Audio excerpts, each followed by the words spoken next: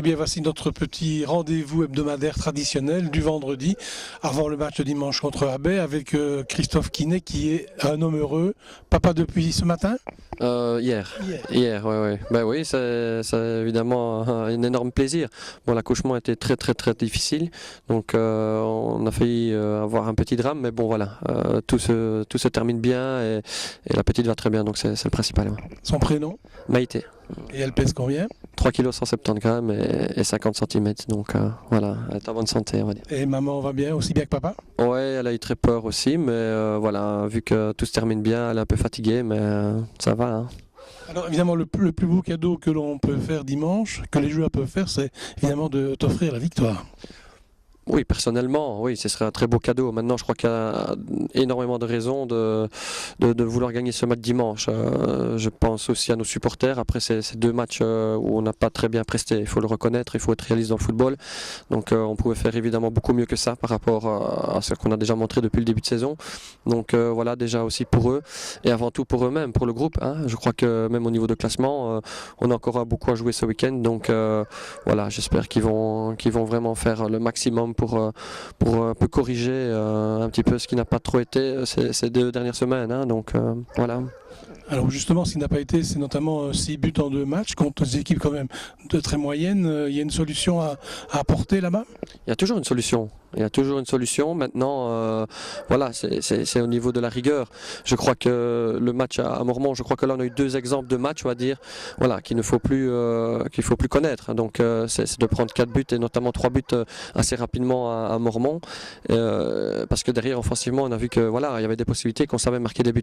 Donc même chose à Meux, hein, même si c'est un contexte différent, mais en étant réaliste, on ne jouait pas très bien et on met quand même 2 buts. Hein. Donc moi j'ai toujours dit que dans le football, on ne sait pas toujours faire de grands matchs, mais il faut pouvoir gagner même quand on joue moins bien. Donc là, en l'occurrence, on avait vraiment l'occasion de pouvoir gagner ce match, tout en ne faisant pas un grand match. Donc maintenant, pour regarder un résultat, je crois que l'analyse est toute simple. C'est quand on voit la débauche d'énergie qu'il y a eu à Namur alors qu'on menait 0-2, que les joueurs ont fini pratiquement avec des crampes, hein, et vraiment au bout du rouleau à Namur parce qu'ils ont tout donné. Hein. Je me souviens de cette action de Serge Tchabachango à Namur, où il va tacler à 87e minute parce qu'il fallait le faire et parce que c'est comme ça qu'on gagne des matchs à l'extérieur. Ce sont des ingrédients, ça, l'abnégation et la solidarité qui sont primordiales, hein, surtout quand on mène 2-0. Donc voilà, et ça je ne l'ai pas vu à Meux, donc ça m'a évidemment mis dans, je ne vais pas dire en colère, mais si, on peut le dire. Et je crois que c'est tout à fait logique parce que eux-mêmes s'en rendent compte, on en a discuté. Donc voilà, maintenant, à partir du moment où eux-mêmes en ont conscience, et ben voilà, je crois que dimanche, on est à domicile et il y a moyen évidemment de faire quelque chose de très positif. Et donc voilà, mais je ne me prononcerai jamais avant un match parce qu'on sait qu'un match est difficile. Hein. Donc maintenant, ils doivent aussi se mettre en tête que même si on a un résultat favorable comme à Meux, qu'on ne joue pas très bien et qu'on mène 2-0, évidemment, il ne suffit pas de paraître parce qu'on est le Football Club de Liège et que chaque équipe ne lâchera rien jusqu'à la dernière minute. Donc voilà, c'est toujours comme ça. Ce sont des beaux matchs pour les équipes adverses à jouer. Mais bon, on ne va pas se répéter chaque semaine, hein, on le sait. Donc je veux dire, à partir de là, il faut faire ce qu'il y a à faire. Donc voilà. Donc maintenant, ils savent que de toute façon, même si on a l'occasion de mener au score contre Abbey, ils vont quand même rien lâcher. Donc on joue contre des équipes qui sont très physiques, on le voit, qui ont des très très, très bons gabarits, hein, pratiquement chaque semaine. Donc maintenant, je pense qu'on peut développer un beau football, mais que la base est d'abord les duels et gagner cette deuxième touche, et seulement après pouvoir faire notre football qui nous différencie un petit peu de ce genre d'équipe. Mais voilà, maintenant il y a les phases arrêtées aussi à corriger. Je crois que là, il faut encore beaucoup plus de rigueur, on va encore travailler ça aujourd'hui. Des changements en défense?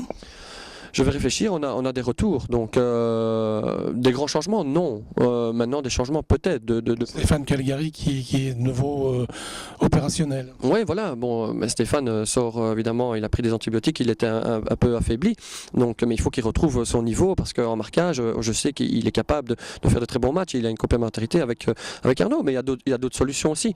Donc voilà, on verra. Hein. Maintenant, il faut récupérer un petit peu aussi au milieu de terrain de la taille et du physique pour pouvoir récupérer ce ballon là au milieu de terrain et pour pouvoir repartir vers l'avant.